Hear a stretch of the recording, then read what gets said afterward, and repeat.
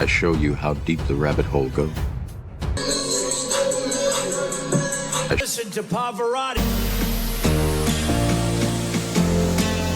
Can I be your superhero? Hello, welcome to The Revealing. I'm your host, Pavarotti, and I'm here to discuss the Idaho 4 case.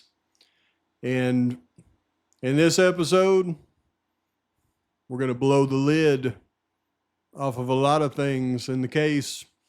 This is one old Pav's been working on for over a year now. Going to answer some questions that you had in your mind, that I've had in my mind for a long time. As I've mentioned, I've got a lot of things on this case now, and I've had this one for a little bit since they released the ISP docs, and I went through them that first day, but couldn't just come out and say, hey, look at this, look at this, look at this. I had to go through and study everything about all the docs before I could put this one together for you. And I couldn't have put this one together accurately if we haven't done all the work that we have done on this case up until this point. But in this one, goodness, am I going to have to indemnify myself. This is going to be my interpretation of the evidence.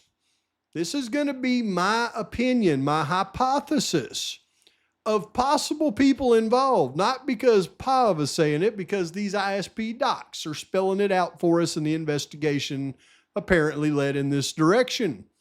Now, it didn't complete. The investigation didn't complete in this direction.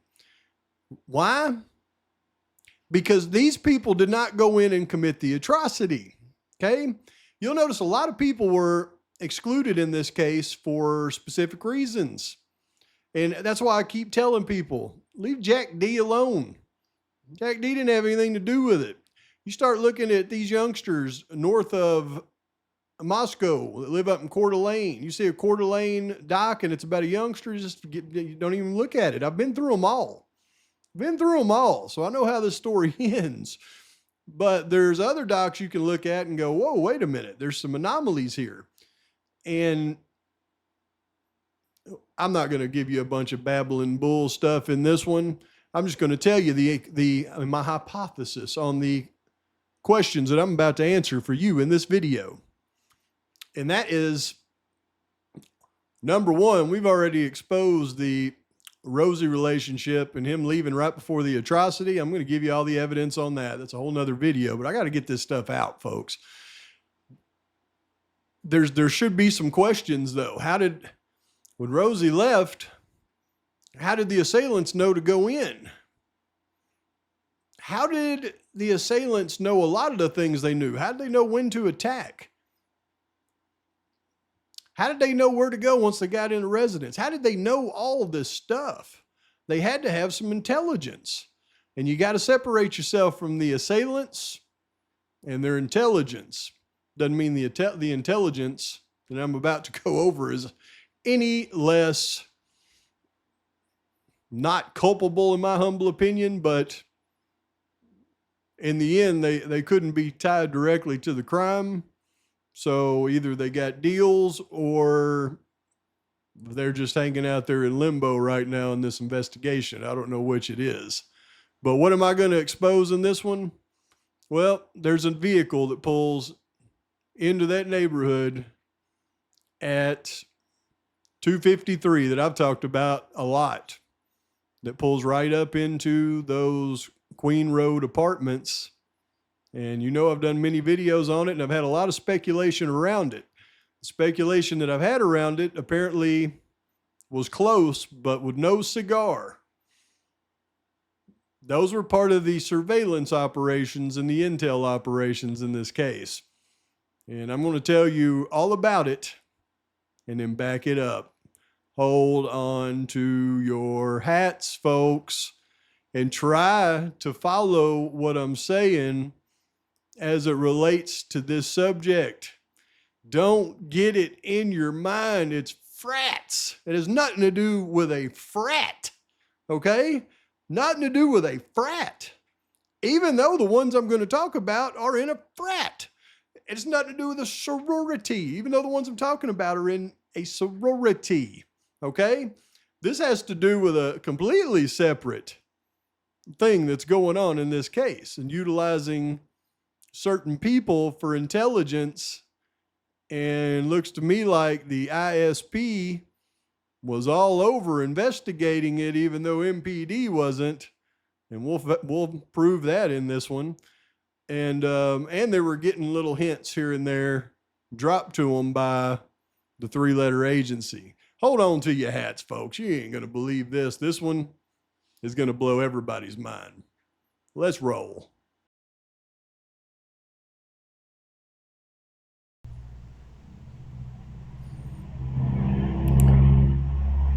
All right, 247.31. You hear the pipes. Now, that's not to be confused with the same pipes that you hear on Hunter's Jeep at 4:30.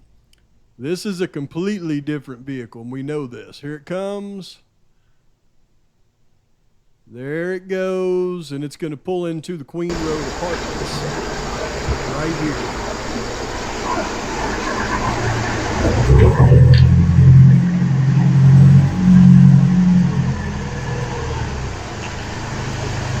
I told you about those pipes and what that vehicle is now for a long time, but I'll reiterate it. Now I have a much more clear grasp on things.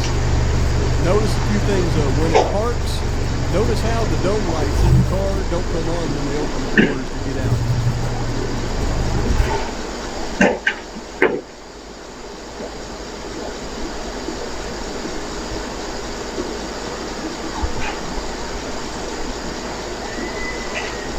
There's the bird call to the lookout.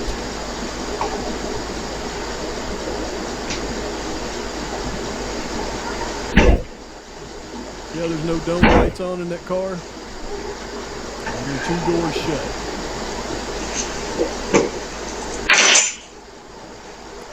Now he's going to get that ACE out of the vehicle and put it in another vehicle over here to the right.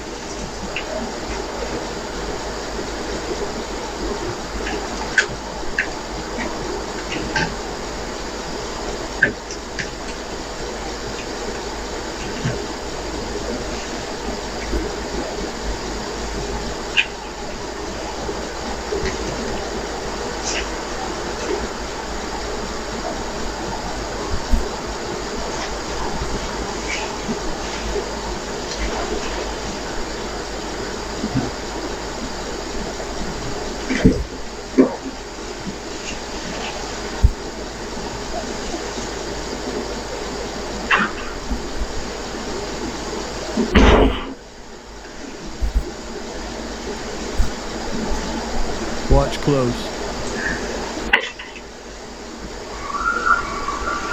That's the bird call back from the lookout. You watch close, you'll see him walk over to this other car. There he goes.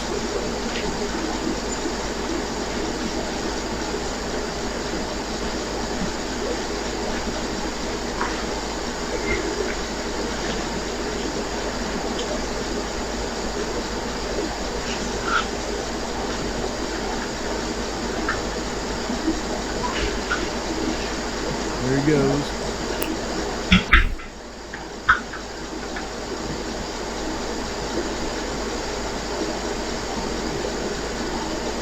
And that was him putting that SKS in the other car.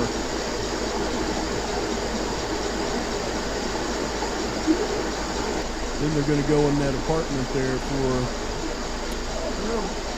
till about right now when they come out, or he comes out and he's going to get his SKS out of the car again.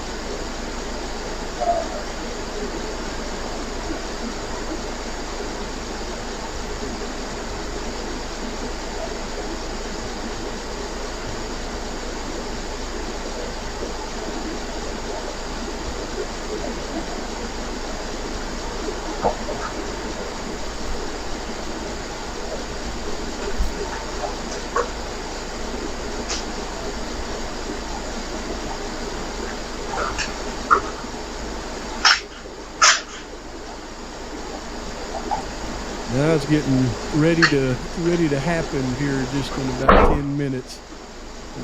Notice how you never seen any lights flash when he opened up that car again. No dome lights. Then he gets on the phone with the DoorDash driver. He should be pulling in here in less than a minute.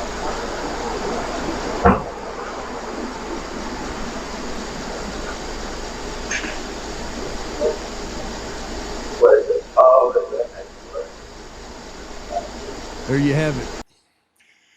Now, if y'all remember from my past videos, I told you it was my strong belief that this vehicle right here, a black BMW X6 Model M, which we verified is owned by Mr. Gill of the Aryan family, the Omerta cell.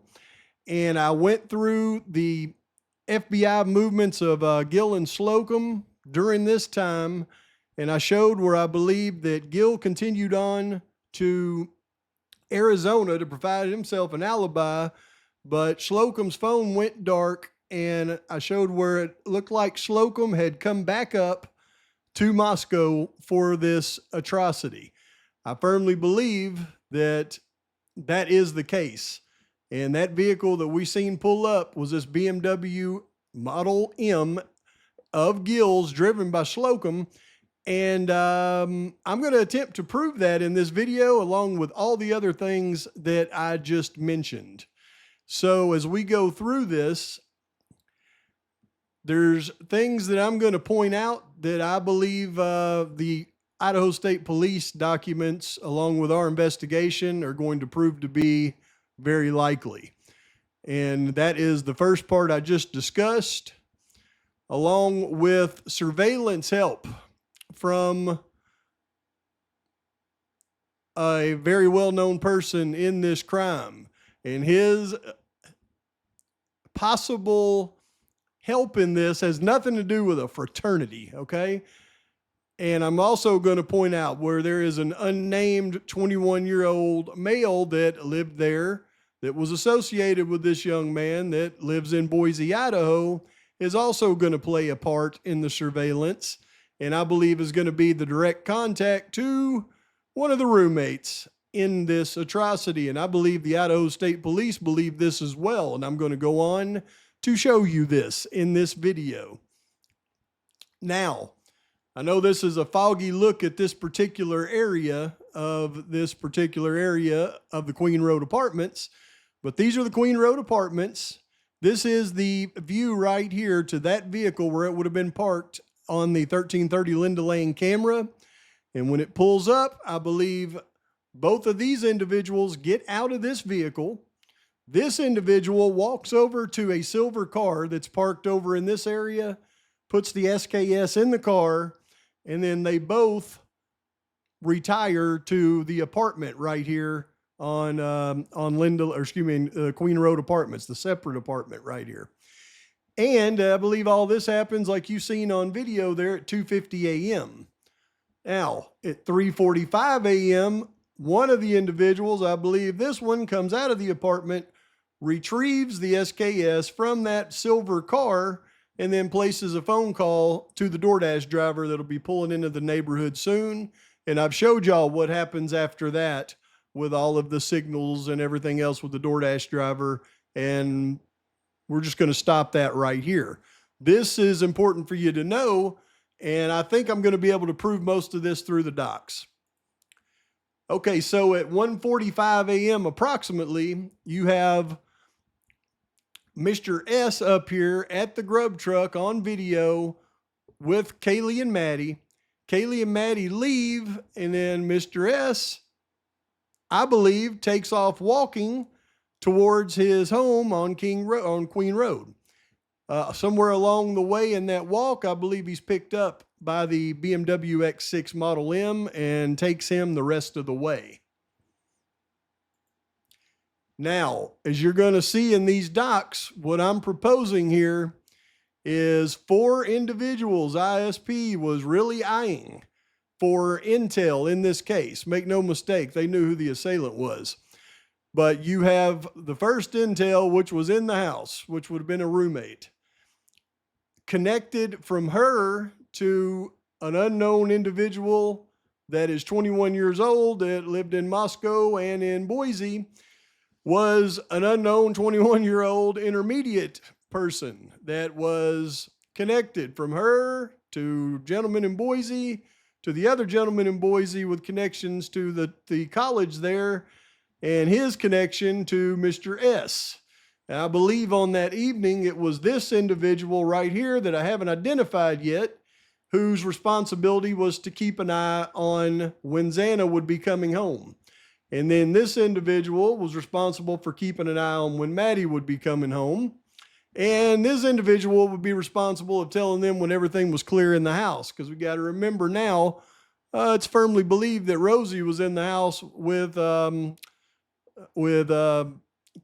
So her intel in the house would be very, very important.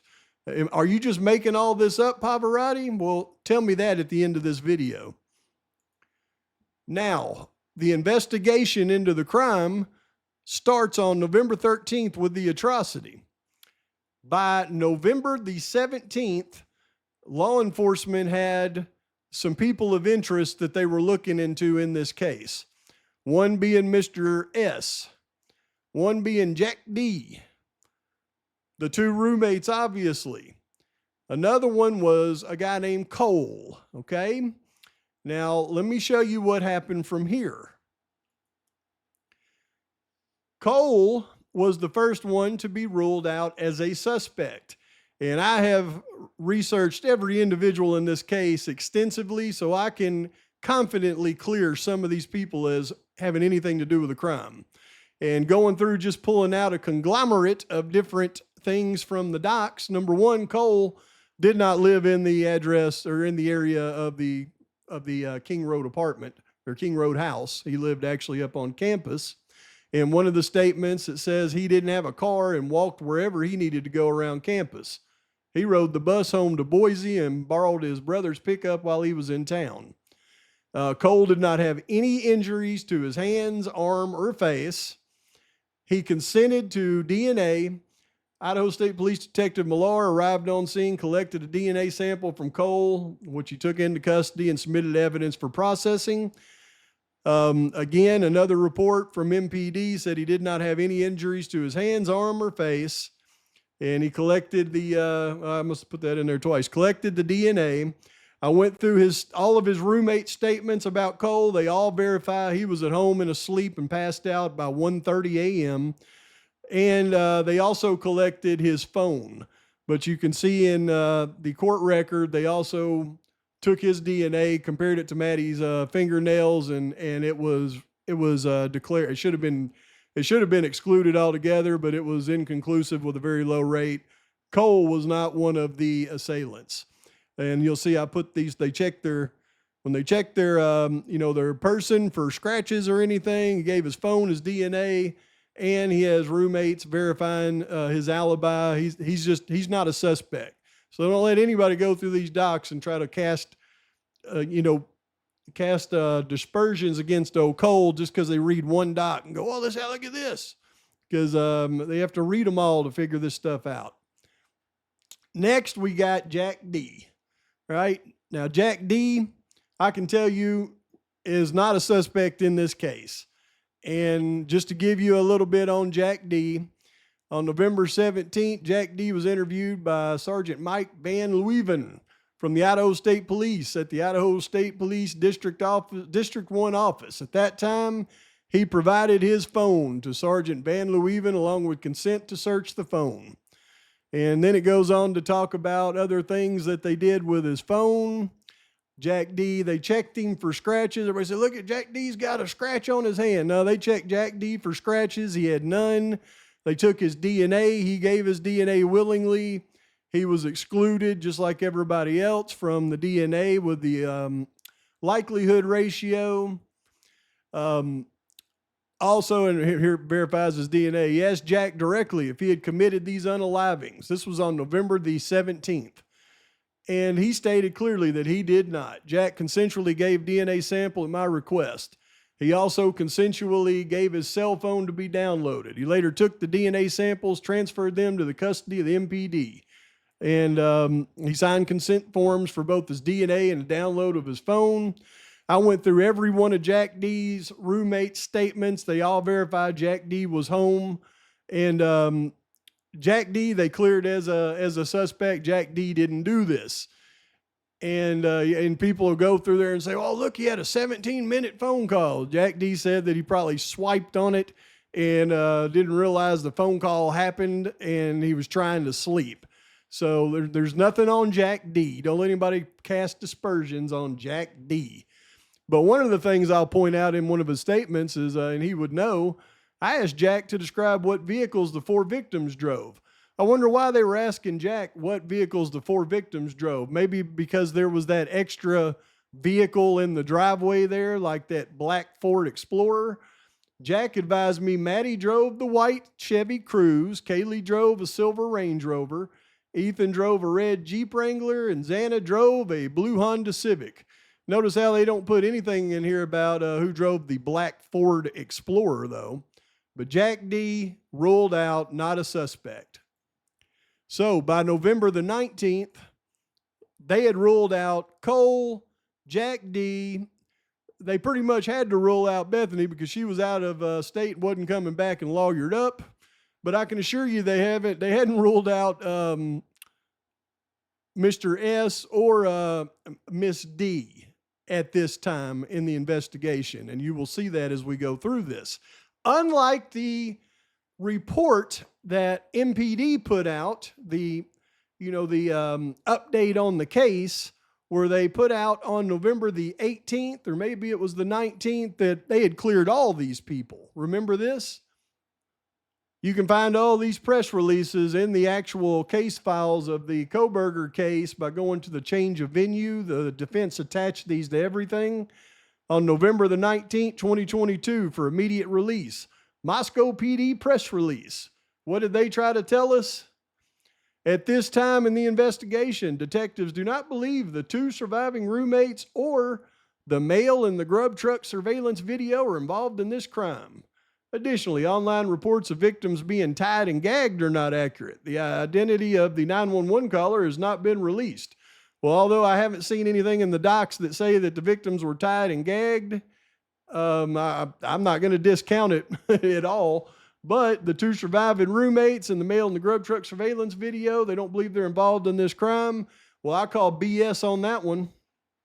So we're going to start right here on November 16th, 2022, from the ISP at approximately 3:16, Idaho State Police Investigations. Lieutenant Caitlin and I interviewed Jack S. The interview took place at his parents' house located in Boise, Idaho. And during the interview, he stated the following. His residence at school was blank, Moscow, Idaho. His residence is approximately 200 to 300 feet from the location of the unaliving. That means his residence was at the Queen Road Apartments. All right, so I'm not going to read all this stuff because this doesn't have any merit. I mean, doesn't have any... there's nothing in there that I believe is important, is what I'm trying to say. But right here, Jack was at the grub truck with them, but was hanging out in the back because he was not getting any food. Someone in a silver sedan picked up Mogan and Gonzalez. I've gone through all the docs, and on the first one to be ruled out of this was the private driver, Eric Gower, and I have verified Eric drove a silver sedan. Gower's not a suspect, y'all. They've got video. He gave DNA. They checked him for cuts and scrapes, and he's got a video of him pulling into his house well before the crimes ever were committed, and his vehicle never left his house once he pulled in. They actually have video of that, so they cleared him.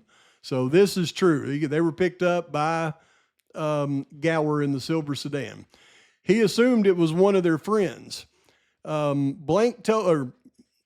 Jack told Mogan to have a good night. Jack's designated driver's shift had already ended at approximately 2 a.m. Jack had a good coat on, so he walked home.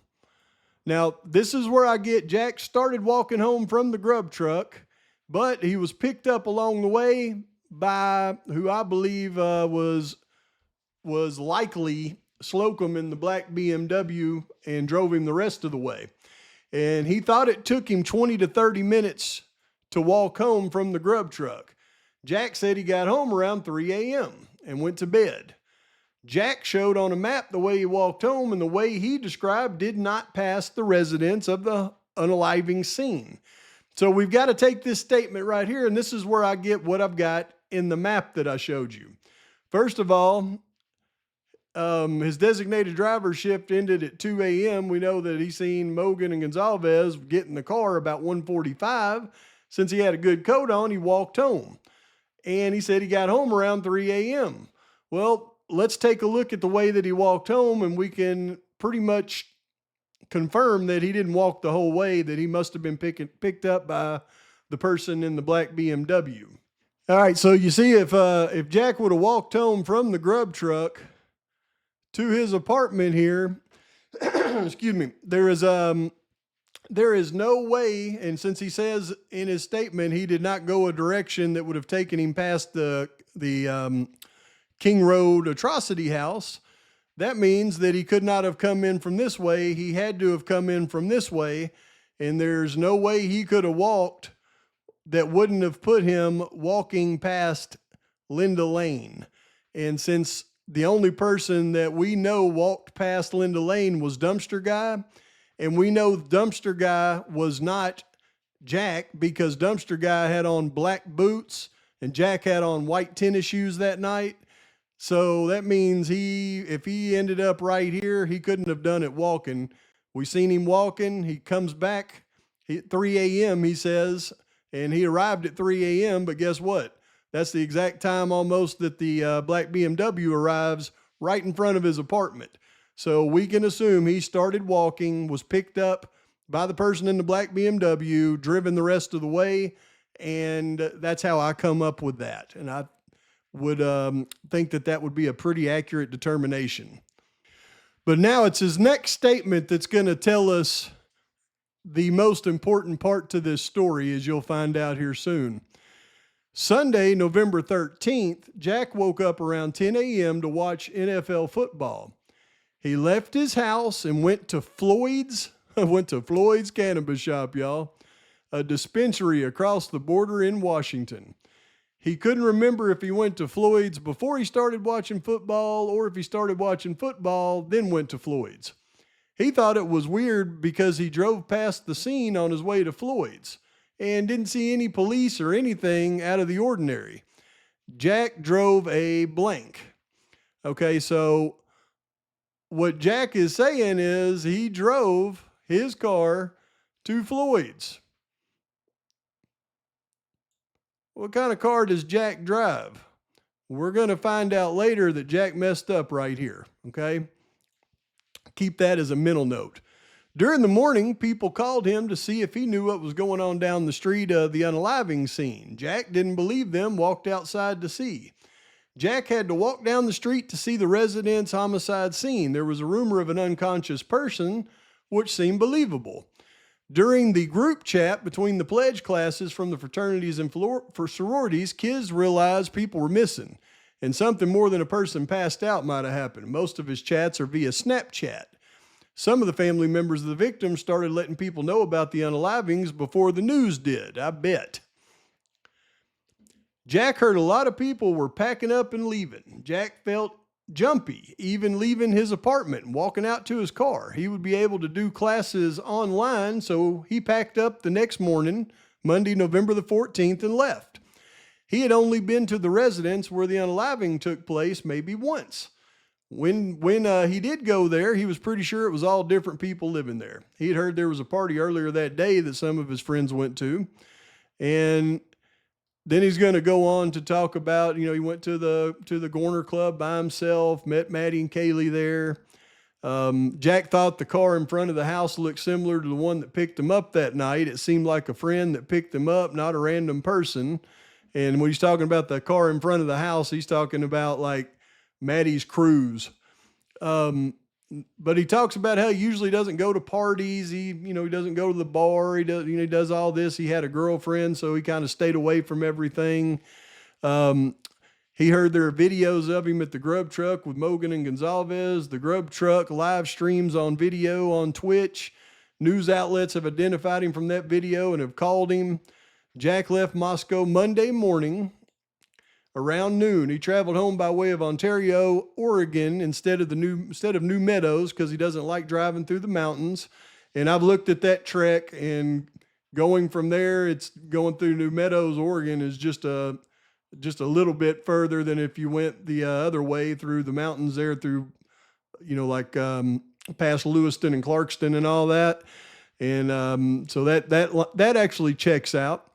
Now, with consent, I collected buccal swabs from Jack. He had no apparent injuries to his hands, forearms, head, or neck areas. The interview ended at 4:02. So the buccal swabs and audio recording of the interview were submitted as evidence. So this was on November the 16th. Now, this right here clears Jack from actually being involved in the actual atrocity. He's got no injuries on his hands, forearms, head, or neck. He gave his buccal swab, so there should be no reason to keep investigating Jack. Now, if they do keep investigating Jack, though, that means that they thought Jack was playing some other type of role in this, because they knew he wasn't involved in the atrocity itself. And you're going to see that they did not stop investigating Jack on November 16th. Even though that press release sure said they did, because a lot of the statements that Jack just gave in here, we're going to find out were not consistent with reality. So when we go to this report, we'll see that on November 17th, 2022 at 9:45, ISP Detective Leslie Lehman and Detective Cody Herman responded to Floyd's cannabis shop, located at blank in Pullman, Washington. I met with the store manager, blank blank, and got receipts and video footage, and store member history were provided by blank regarding visits made to the store by Jack. And I like how it says involvement suspect, right? And we got this individual born in 2000, and that's him in Boise. And the witness one that they're talking to at Floyd Cannabis Shop was a female. But you can see that on November 17, 2022 at 9:45, Idaho State Police Detective Lehman and Herman responded to Floyd Cannabis Shop, and they got receipts, video footage, and store member history were provided to visits made to the store by Jack. And it says Jack visited Floyd's on November 13, 2022 at 10:49 hours. So we know Jack's statement, that much of a statement anyways, was true. Jack's purchase was trackable through a receipt and a store membership program. Jack provided somebody provided printouts of Jack's receipt and his purchase history starting on September 14, 2022. Using the timestamp on the receipt, the video footage was reviewed. Jack can be seen parking in front of the store, exiting a black BMW. Jack was dressed in a University of Idaho gray sweatshirt, black pants, and wearing a brown beanie. He took still shots of the video and forwarded them via text to FBI agent Rob Hilly. Now, from what I've looked up, Jack doesn't drive a black BMW. But I know who does, and it parked right in front of that apartment. So this right here had to give them a little bit of alarm, I would think, or a little reserve, but I don't think enough. I think they just went through this and verified what Jack said and just kind of left it at that, saying, well, his statement actually checks out. But we'll find out later on that with help from the FBI that they wanted to continue looking. Okay, so this is where things get a little bit sideways on these tips that come in, because now we're going to get Special Agent Ryan O'Neill involved, and he's going to be talking about a Boise, Idaho kid that was born in 2001 that was in the area at the time. And you'll see it's right here, and it's an unknown male, age 21, born in 2001. I believe it's right here. On November 18th, 2022, blank was interviewed by Federal Bureau of Investigation Special Agent Ryan O'Neill, the confidential informant handler, and Special Agent Christopher Sheehan. The following is an excerpt from an interview report by Special Agent O'Neill. Remember I said anytime you see O'Neill, you got to look close. At 4:30 p.m., blank got a text from blank that blank had gone home to take ibuprofen and stretch his back because his back was bothering him. Blank had been hunting recently and his back was sore from carrying his gear.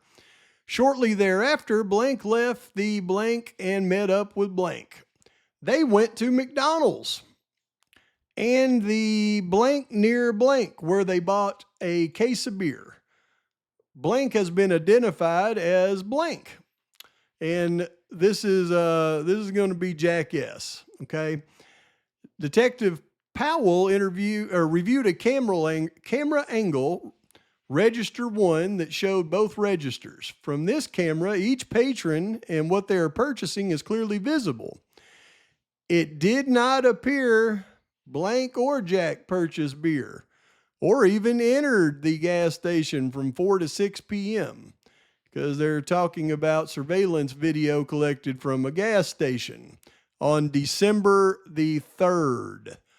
So November the 18th is when they're taking these statements, but they're being followed up on these statements on December the 3rd. So they go to this gas station on December the 3rd, get video footage, and start to try to verify the statements that this 21-year-old and Jack S. had made to Special Agent O'Neill on November 18th. I hope that's very clear to you.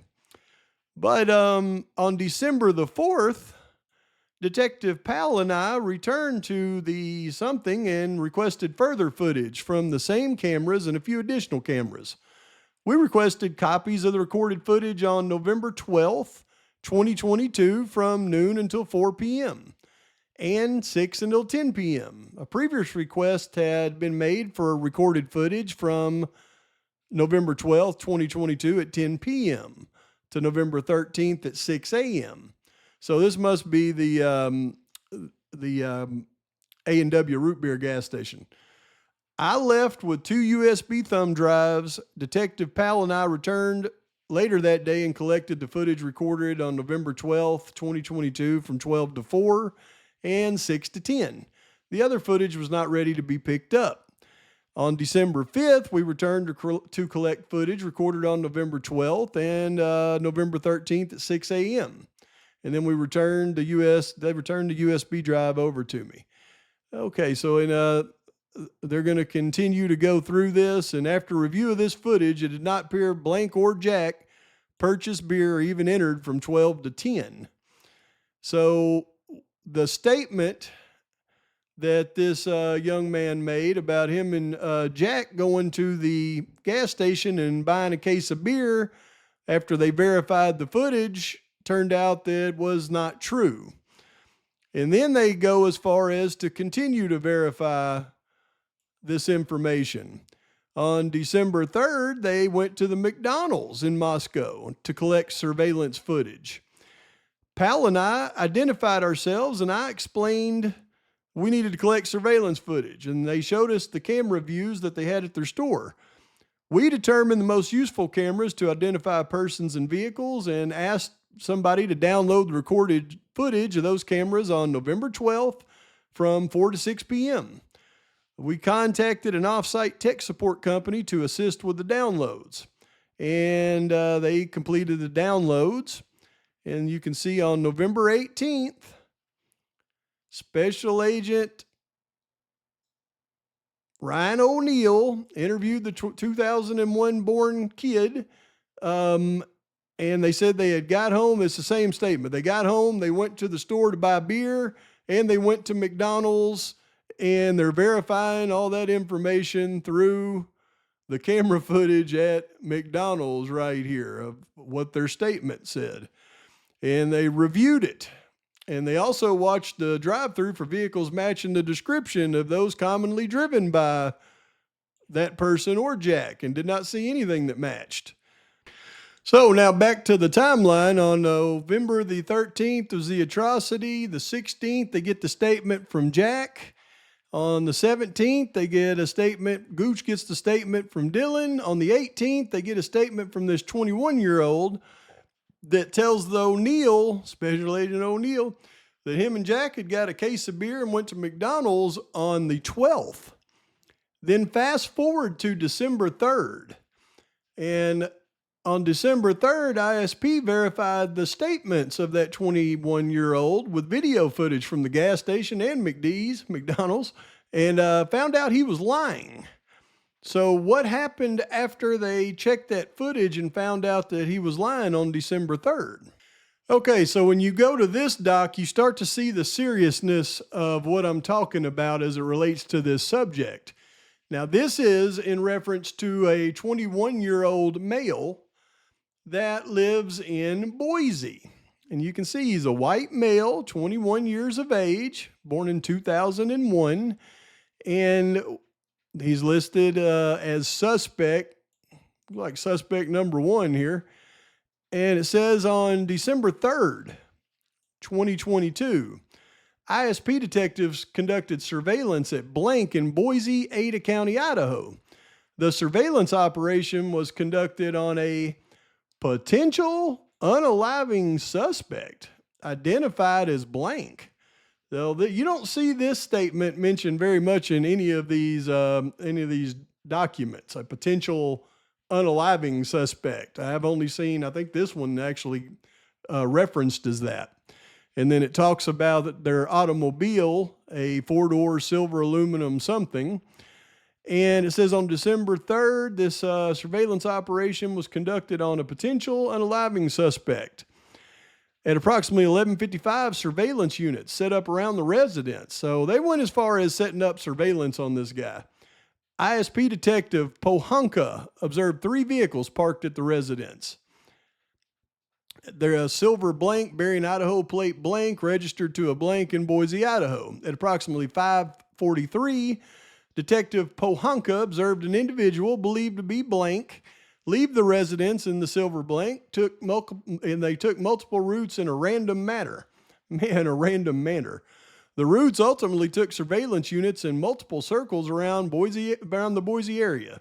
At approximately 6:32, detectives observed blank return to his house.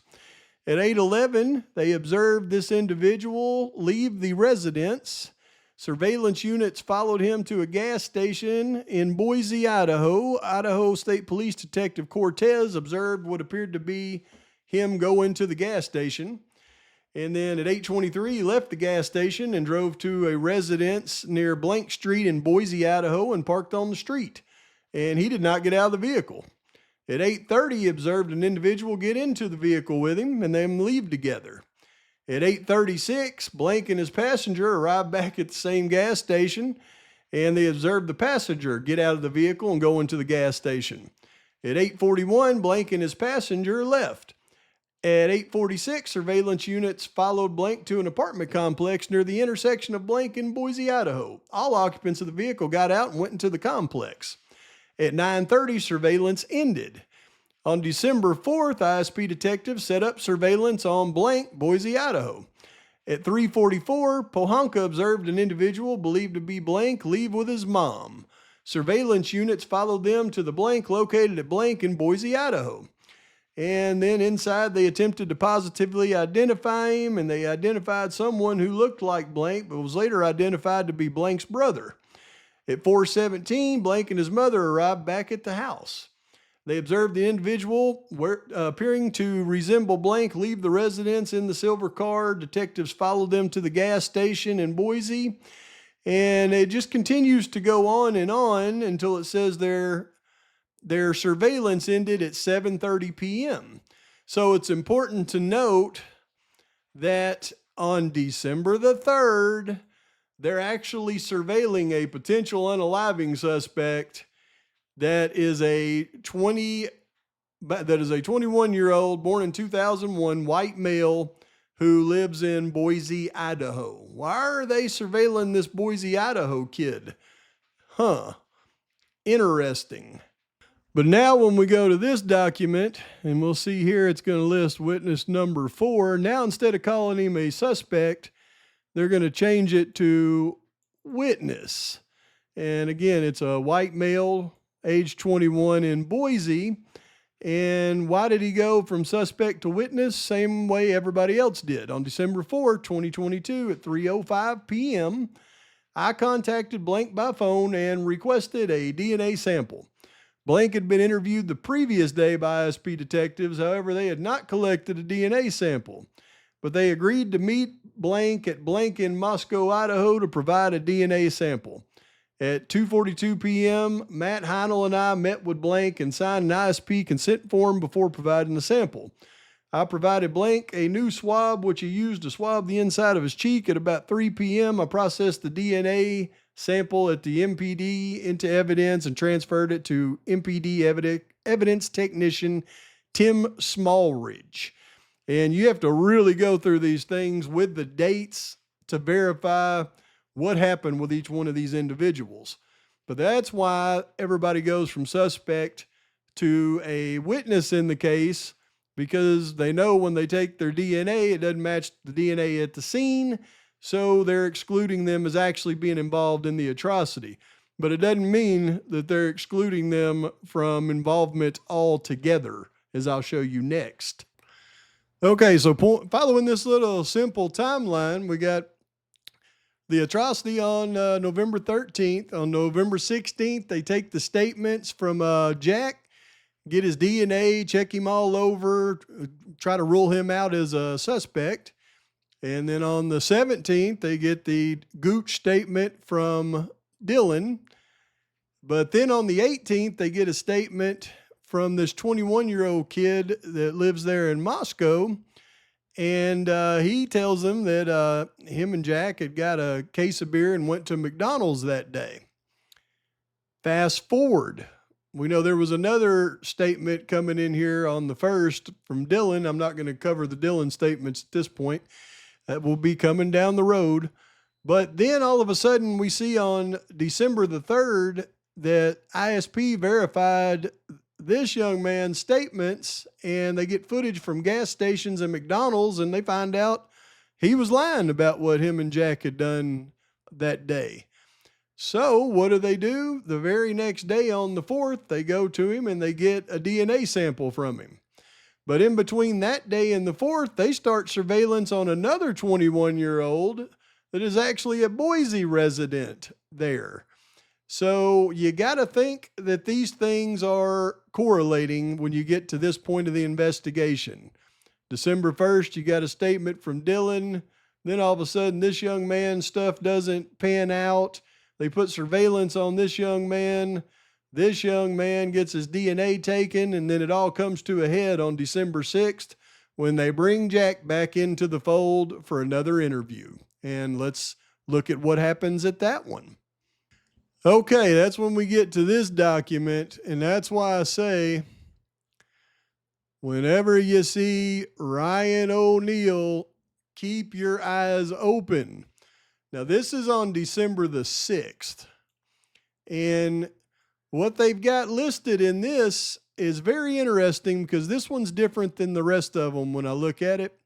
December 6th, ISP Lieutenant Jack Caitlin and Sergeant Tompkins interviewed Jack S., and they reference his knowledge of the unalivings that occurred November 13th in Moscow, Idaho, and he was accompanied by his mother.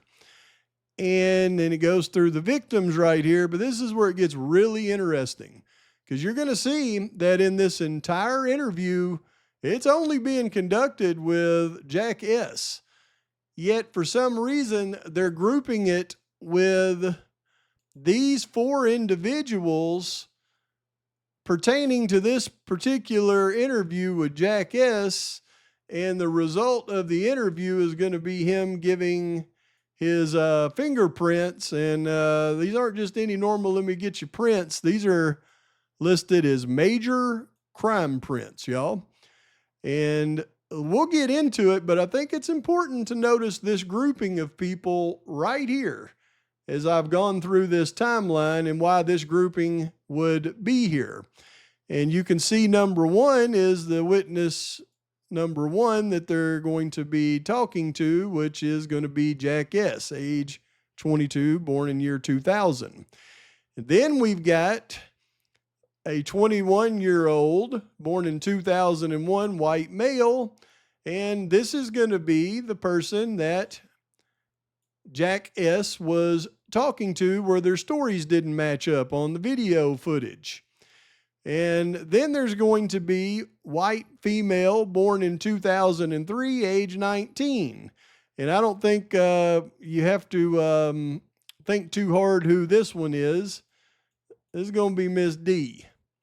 And then you got this other white male born in 2001, age 21, and this is the one that they've had video surveillance on there in Boise. So what they're looking at is these two possibly being involved in some way, putting surveillance on the Boise guy, trying to connect him to her, and therefore to them two. And they're looking at these four as people surrounding this thing, I assure you. But you can see on December 6th, we just read this, the interview began with Jack and somebody discussing the online and social media harassment of their family, which I'm certainly not trying to do now. I'm just going through the reports and showing you what's up and what he's been dealing with since Sunday. And Jack informed me their family and friends, even her medical practice, is now being pulled into the online rumors. I informed blank I wanted to focus on the days prior to the unaliving. Jack described the days prior as the usual. He went out to the bars Thursday night for early weekend, stayed home Friday to recover from a hangover, complete some school assignments. Then he went out and drank on Saturday and stayed home to recover and watch football on Sunday. It was a typical weekend. He can't remember the weekend any different. I asked Jack if he knew about the sorority formal on Friday. He said maybe, but he really doesn't pay attention to such activities. He stated there's always something happening on campus. He doesn't follow all the activities. I asked Jack if he's aware there was a party at the house where the unalivings occurred on Friday night. He said he was unaware of the party on Friday, but thought there was a party at the house on game day Saturday. However, he was not sure there was a party at that house because there were 6 or 7 houses on King Street that Saturday having parties. And Jack only went to parties at the blank building on game day Saturday. Jack rarely attended such parties because many times there are freshmen and sophomores at the parties. He doesn't like partying with the younger classmen. And he usually stayed at his own apartment, attended function at his fraternity, or went to the bars. Therefore, Jack does not pay a lot of attention to parties off campus. I asked Jack to walk me through his entire day on Saturday, November 12th. He informed us it was difficult since he was drinking all that day. He did not attend the game, but did go to the party at blank. He went back to his apartment, then later out to the bars. Jack claimed he did not remember a lot of specifics, but there were people everywhere. He knew some of the people, many he did not know. Jack explained for the first 3 years of college, he had a girlfriend, was in a relationship. He did not really party and meet a lot of people during that time. He spent most of his time working on the relationship working on his relationship. As a result, Jack does not know the number of people other seniors do, and he does not talk to the individuals he does not know. He believes since he does not know a lot of people and does not talk to a lot of people, he has a sus reputation. He preferred to hang out with friends. If he does not know someone, he doesn't talk to them. I then asked Jack if he was with blank on Saturday. Jack said yes and described blank as his good friend. Jack could not recall when he met up with blank that day, but believed blank and blank came to his apartment and then they all went to the party at blank. Jack then looked at his phone and found a text message string between he and blank. Same text message string FBI agent O'Neill photographed on the 21-year-old's phone. The first text was sent by blank on Saturday at 4:16 p.m. to Jack. It simply said, "Yo." Jack replied, "What's up?" And blank asked if Jack was still at the blank. Blank informed him he was, and he was going to get some food. Blank asked where Blank was and informed him he was back at his apartment getting ibuprofen for his back. Blank asked Blank to grab him a couple of beers if there were any left. This was the last text message between Blank and Blank on Saturday. So, whoa, when you stop and you really look at this paragraph right here, you'll see there's more than just the 21-year-old and Jack involved in this conversation, right? And Special Agent O'Neill was photographing this text conversation on his phone. Yo, what's up? And who were they talking about? Blank asked where Blank was. And Blank informed him he was back at his apartment getting ibuprofen for his back. Blank asked Jack to grab him a couple of beers, or Blank asked Jack to grab him a couple of beers if there were any left.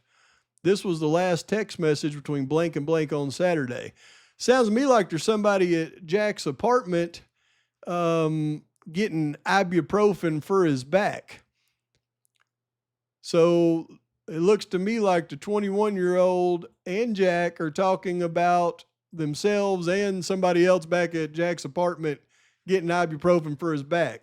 So is that FBI agent O'Neill photographing messages for one of the much older and much more experienced assailants that's at Jack's apartment? After reviewing the text string, I informed Jack it appeared he and Blank had been at a party prior to the start of the text string. Blank believed they went to a party at Blank around 1 to 2, but he could not recall the exact time. He didn't recall seeing Maddie and Kaylee and all the residents of 1122 King Street going outside and taking the photograph everyone sees now. Blank knew Maddie the best. Jack knew Maddie the best. He had known her since his freshman year because they had classes together and she would hang out at the blank blank fraternity house. Jack said while attending the party at the blank, he made several trips to his apartment to stretch and deal with his sore back. Oh, no. So Jack is the one with the sore back. Jack claimed after the text string with Blank began, he did not return to the party at the blank. I asked Jack if he remembered going to the blank house with blank. Jack replied, not really, then said that is why he agreed to go to the other bar with Kaylee and Maddie when they asked.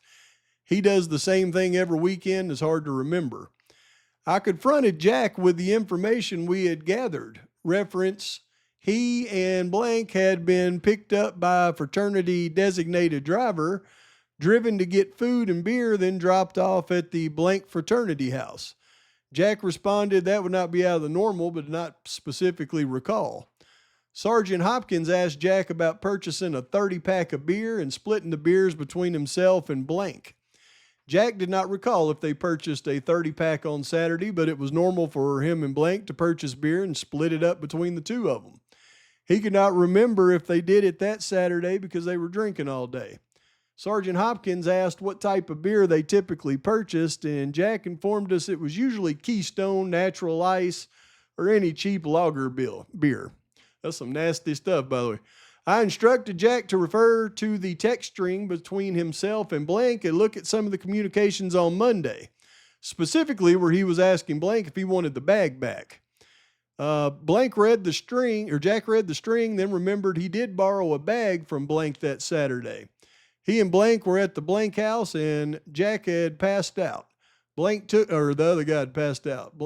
Jack took a bag from Blank and filled it with approximately 15 beers. He believed he went back to his apartment because the bag was at his apartment and he had to return the bag to Blank. Blank did not see Blank again that day or night because Jack went to the bars and Blank did not. I asked Jack how he got from his apartment to the corner club. Jack responded probably a designated driver. Jack did not recall the clothing Blank was wearing Saturday the 12th. The next contact Jack had with Blank was on Sunday morning sometime. Blank was with Blank driving to get some food. Blank called Blank and asked what was going on at the house down the street from Jack's apartment. Jack indicated he already told us what happened after that in his previous interview. Jack could not remember anything out of the normal that weekend. He had said goodbye to Maddie and thought he would see her in class after they got picked up at the food truck. Jack described the other guy as a laid back and quiet. If people don't know him well, they would view him as an outsider. Blank is very quiet, will not open up unless he knows you. Jack said Blank's a great guy and he knows he would not have done this shit for sure. They've been friends since the 7th grade. They attended Blank, and University of Idaho together. Blank has always had Blank's back, and Blank described Blank as a ride or die buddy. Blank informed us Maddie cared about Blank because they used to be close. Blank and Maddie had an on-again, off-again, looks like sexual relationship in the past. It worked for Blank because he did not want a girlfriend, but Blank claimed it was difficult to describe because Blank did not really talk about those things or brag about girls. Jack knew Blank and Maddie had gone on a trip to Cabo, Mexico with a large group of U of I students during spring break last year. Jack did not go on the trip, which was arranged by a guy in the something fraternity. Jack did not have a S relationship with anyone else in the house at 1122 King Street. Oh, that'd be Jack's buddy. Xana had been in past relationships with Blank, and another guy, Blank, and they did not know, but she appeared happy with Ethan. Blank did not know Kaylee, did not know she used to date the Blank, known to be Blank, and did not know Blank or Blank. Anyway, as he continues to go through this, he talks about how people think they're hotheads and he gets into fights and stuff. He asked Showalter if he had any knowledge about Kaylee having a Blank relationship with a police officer. Jack stated he had heard rumors, but thought they were weird because the rumor he had heard was Kaylee was involved with a football coach or professor, and he understood Kaylee was hoeing. Jack believed it to be an outlandish rumor, and it would be more believable if it was a cop, or police officer, or college professor. ISP's asking Jack if Kaylee's seeing a cop.